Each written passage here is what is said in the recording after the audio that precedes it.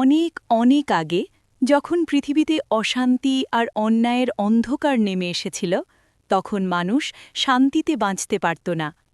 দেবতা মানুষ কেউই নিরাপদ ছিল না, কারণ তখন পৃথিবী শাসন করত এক ভয়ঙ্কর অসুর, মহিষাসুর। মহিষাসুর ছিল অদ্ভুত শক্তির অধিকারী।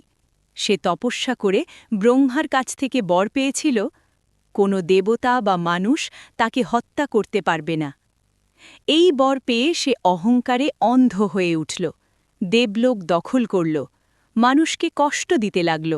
চারদিকে শুধু ভয়, কান্না আর অন্ধকার। তখন দেবতারা একসাথে মিলিত হলেন। সবাই বুঝলেন এই অসুরকে থামাতে হলে এমন এক শক্তির দরকার যিনি দেবতা ও মানুষের সীমার বাইরে।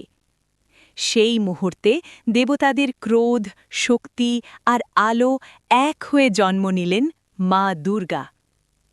মা দুর্গা ছিলেন শুধু শক্তির প্রতীক নন, তিনি ছিলেন মায়ের রূপ, যিনি সন্তানকে রক্ষা করেন আবার অন্যায়কে ধ্বংসও করেন। তার 10টি হাতে ছিল 10টি অস্ত্র, যা বোঝায় মানুষের 10টি গুণ: সাহস, ধৈর্য, সত্য, ন্যায়, প্রেম, ত্যাগ, বিশ্বাস, জ্ঞান, সংযম আর শক্তি।